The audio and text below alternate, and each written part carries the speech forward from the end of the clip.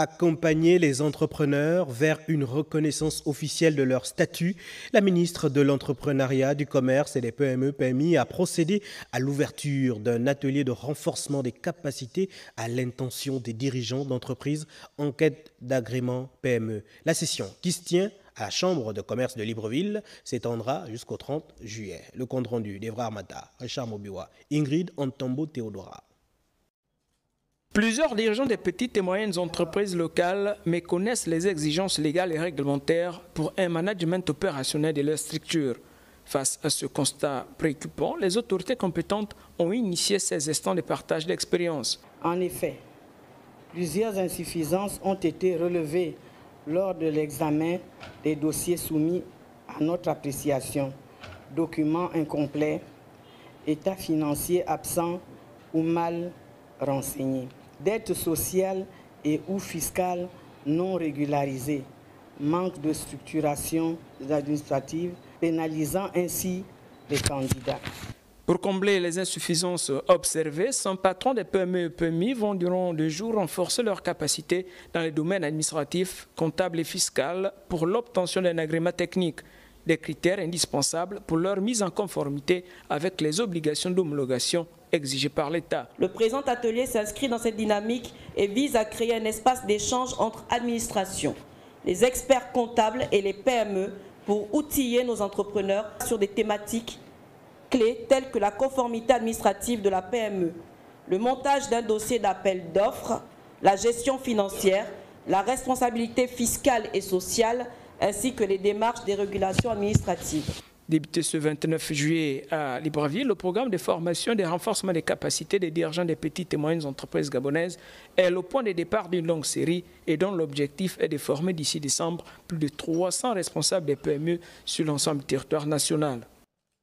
Vers une sortie de crise pour les épargnants de la Poste SA, le ministre de la Communication et des Médias, Paul-Marie Ngonju, a échangé ce matin avec une délégation d'épargnants. Cette rencontre a permis de faire le point sur les modalités de remboursement des fonds dus inscrits dans la loi de finances 2024. Le compte-rendu, Iden Ompuma, Rodrigue Simangoy, Sarazan. Le ministre de la Communication et des Médias, Paul-Marie Ngonju, a rencontré les épargnants de la Poste SA qui font face à une incertitude grandissante concernant la récupération de leur épargne. Nous sommes ici simplement pour solliciter le remboursement de nos épargnes. Nous sommes venus rencontrer Monsieur le ministre pour que nous puissions avoir, je dirais, le compte rendu par rapport à l'évolution du dossier des épargnants de la Poste Banque qui, depuis 2018, sont sevrés de leurs épargnes. Dès l'ouverture des discussions, le ministre, avec une approche diplomatique, a reconnu la légitimité de la frustration des épargnants, tout en soulignant l'engagement des autorités gouvernementales, en tête desquelles le président de la République, Brice Clotaire Oligui Nguema, à résoudre ce problème de longue date, mettant en avant les efforts déjà entrepris pour inclure les montants dus dans la loi de finances 2024. L'État ayant garanti les dépôts dans cette banque, donc l'État a pris sur lui de rembourser les personnes qui ont été mises à mal par la fermeture de cette banque. À notre niveau, ce que nous voulons faire, c'est de voir les différentes manières de régler ce problème. On a fait un état des plus petits épargnants et des plus gros, jusqu'aux plus gros épargnants, pour voir le nombre de personnes et le montant qui va avec. Ça, c'est quelque chose que nous faisons à notre niveau, pour nous permettre d'aller maintenant avec nos frères et sœurs du ministère des Finances pour voir ce qui pourra être fait par rapport à ce décompte que nous avons fait. D'accord? Mais il faudra que vous nous laissiez le temps, en ce qui me concerne moi, de pouvoir parler avec eux et puis de revenir vous donner une réponse. Cette rencontre souligne l'urgence d'une résolution du remboursement. Désormais, un cadre transparent de communication régulière et de concertation permanente aura lieu avec les représentants des épargnants pour suivre de près le remboursement. Renforcer la lutte contre la traite des personnes et le trafic illicite de migrants. Un atelier régional dédié aux magistrats et procureurs spécialisés dans ces domaines s'est tenu ce matin à Libreville.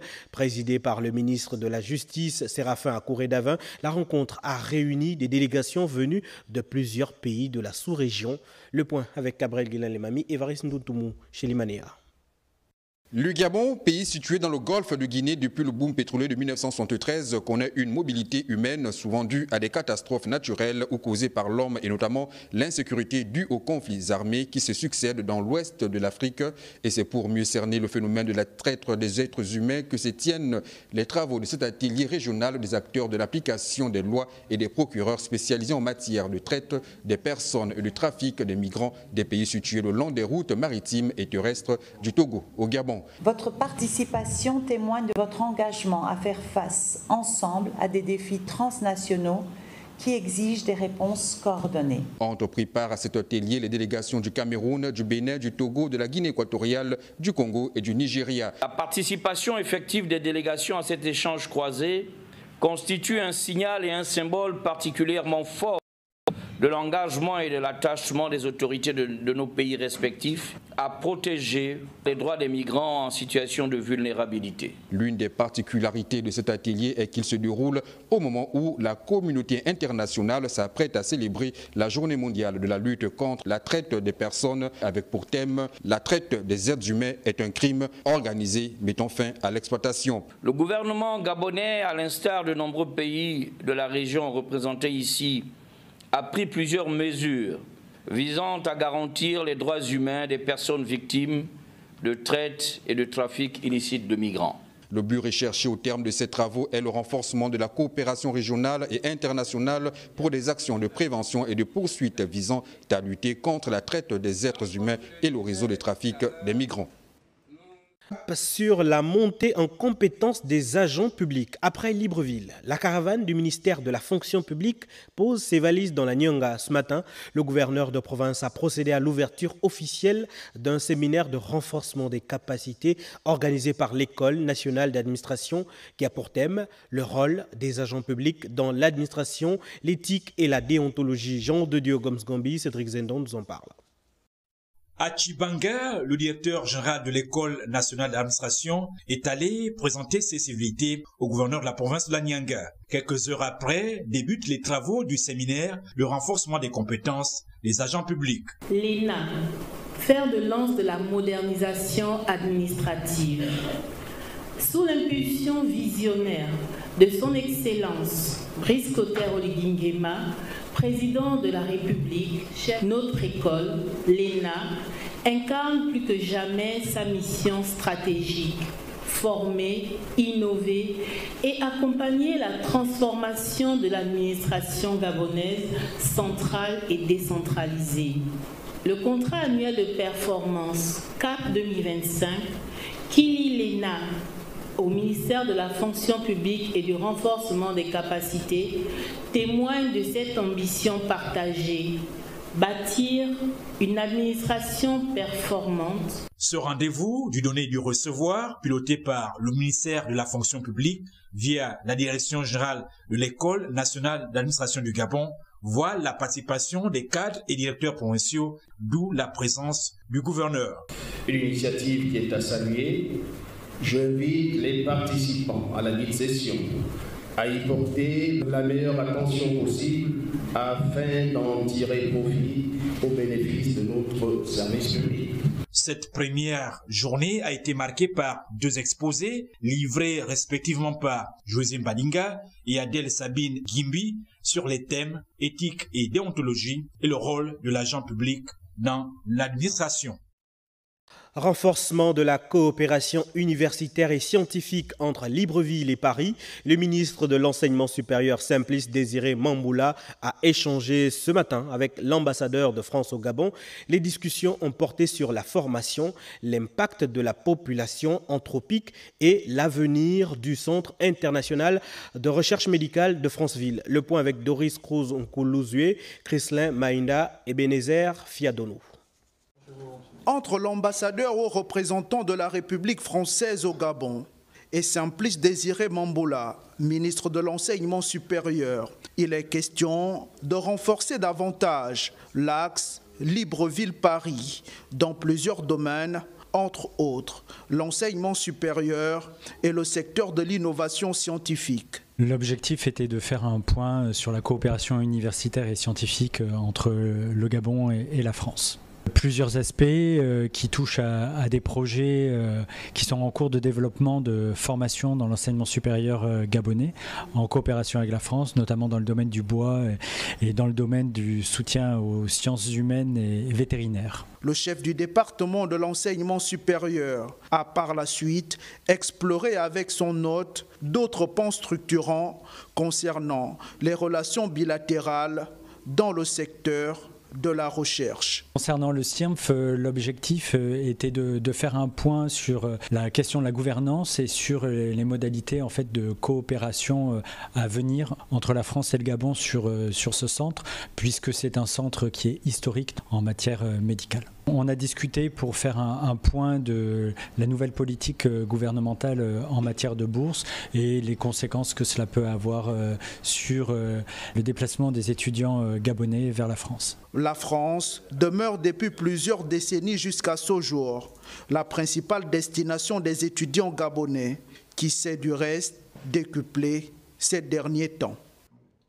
Fin de mission pour le représentant intérimaire de l'OMS au Gabon. Le docteur Tsenga Ngoy a été reçu ce matin par le ministre de la Santé, le professeur Adrien Mogougou. Une audience empreinte de reconnaissance et d'émotion, marquant la fin de sa mission à la tête de la représentation locale de l'Organisation mondiale de la santé. Les détails avec Andy Neltungi, Aimé Neuville, Non et Médarengeng. Une page se tourne au sein de la représentation de l'Organisation mondiale de la santé au Gabon. J'étais venu comme représentant intérim de l'Organisation mondiale de la santé, que maintenant je suis arrivé à la fin de ma mission et donc je suis en train de partir, dire de très vive voix un très grand merci à son Excellence, Monsieur le Ministre, et à travers lui à tout le gouvernement gabonais et aussi aux autres partenaires pour l'accueil qui m'a été réservé ici au Gabon. Et donc je ne pouvais pas parler sans dire de vive voix et avec vraiment un cœur assez ouvert à son Excellence, Monsieur le Ministre. Très grand merci pour son appui, très grand merci pour ses orientations et surtout très grand merci pour sa vision pour la santé de ce pays. Le docteur Tsenga Ngoy, représentant intérimaire de l'OMS, a été reçu en audience ce mardi 29 juillet par le ministre de la Santé, le professeur Adrien Mogougou. Une rencontre empreinte d'émotion au cours de laquelle le diplomate onusien a exprimé sa gratitude aux autorités gabonaises pour leur collaboration durant sa mission. Vers une valeur ajoutée locale dans le secteur minier, le ministre des Mines, Gilles Nembe, a échangé ce matin avec les responsables d'une entreprise chinoise au cœur des discussions, la transformation du manganèse sur le sol gabonais et l'état d'avancement du chantier du port de Ndjolé, infrastructure stratégique pour la filière. Doresko Zonkoulozue, Justin Jana, les détails. Au cabinet du ministre des Mines, Jules Nembe, les responsables de la société chinoise YHM font le compte-rendu des travaux réalisés concernant le chantier naval sur l'Ogoué, notamment le levé topographique sur 320 km de cours d'eau entre Ndjolé et Port-Gentil, ou encore le remblage de 3000 mètres cubes de terre dans l'optique de la mise en œuvre du projet stratégique du port de Ndjolé. Et aussi que nous avons fait le travaux de terre, faire le terre et puis terrain. Et nous avons déjà fait plus que 30 000 mètres carrés. Ce vaste projet viendra à terme rendre fluide l'industrie de transformation locale de manganèse, tel qu'annoncé par le chef de l'État, Brice Clotaire, Concernant la stratégie du président qui voudrait bien développer de transformation de manganèse locale, donc nous sommes aussi intéressés dans l'investissement de projets de transformation et aussi que le projet électrique de manganèse aussi. La coopération sino-gabonaise dans le domaine économique renforcée à travers ces investissements à venir structurant. Renforcer les compétences locales dans le secteur pétrolier, l'employabilité et la montée en compétences des nationaux étaient au centre de l'audience accordée ce jour par le ministre du Pétrole au directeur général de la Société gabonaise d'entreposage de produits pétroliers. La SGEPP entend jouer un rôle stratégique dans le développement de la filière gaz au Gabon. Elsa Mirondongue, Arnaud Mengue, Aristide Mbomo, le compte-rendu. Accroître sa production gaz butane afin de devenir un géant exportateur de cette ressource naturelle, c'est le but des autorités de la 5e République. Et c'est dans ce cadre que le ministre du Pétrole et du Gaz a échangé avec le directeur général de la Société gabonaise d'entreposage de produits pétroliers. La SGEPP aujourd'hui fait partie des entreprises qui assurent la disponibilité des produits pétroliers et du gaz au Gabon. Nous avons eu l'honneur de pouvoir présenter à Monsieur le ministre les perspectives en ce qui concerne les difficultés que nous rencontrons pour être à la hauteur des exigences des plus hautes autorités. Cet acteur clé du stockage pétrolier et gazier au Gabon se veut confiant en renforçant l'autonomie logistique afin de répondre aux attentes des autorités. La SGEPP a embauché près de 100 personnes au niveau de ses effectifs entre 2023 et 2024. Il s'agit principalement d'emplois intérimaires que nous avons convertis en emplois permanents. Le Gabon ambitionne de tripler les capacités de stockage et doubler la production nationale. Ceci aura pour conséquence de renforcer la souveraineté énergétique et la sécurité d'approvisionnement du pays. La SGEPP, qui s'inscrit dans une logique de croissance durable, entend poursuivre son expansion au service du développement économique et social du pays. Le Gabon prépare sa vitrine culturelle pour la Cannes 2025. Le village culturel ouvert depuis plusieurs semaines au Maroc va accueillir prochainement la délégation gabonaise. Et ce matin, une séance de travail s'est tenue au ministère des Sports afin de définir les grandes lignes de cette participation qui valorise l'identité culturelle du Gabon à travers une présence remarquée et bien organisée. Chérel Bongota, Gérard Magnagna. La séance réunit pour la première fois toutes les parties prenantes à l'organisation de l'espace dédié au Gabon à ce rendez-vous culturel qui se déroule en plein cœur de Casablanca. La patronne de ce département ministériel veut permettre à chaque maillon de la chaîne de prendre la mesure de l'événement qui a pour but d'offrir au public une immersion festive dans la richesse culturelle gabonaise, entre autres les ministères de la planification, de l'économie, du commerce, la FEG, ou encore l'ANPI. Nous allons vendre la destination Gabon et c'est pour cela que nous avons associé toutes les personnes et entités capables de nous accompagner dans la réalisation de ce projet. Chacun devrait jouer sa partition et le Gabon sera bel et bien présent au village culturel organisé pour la Cannes 2025. Jusqu'au 18 janvier 2026, à travers les arts, la gastronomie, les expressions populaires et plus encore, il va falloir faire en sorte que la destination Gabon se démarque.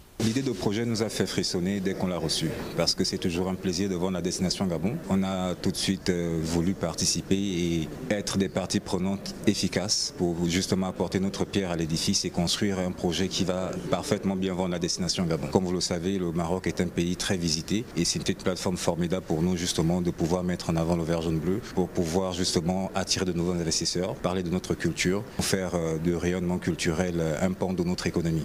Dénommé This is Africa, ce village culturel qui incarne une forme d'hospitalité ouverte, fondée sur la rencontre et la transmission, apparaît comme un atout pour l'industrie touristique gabonaise.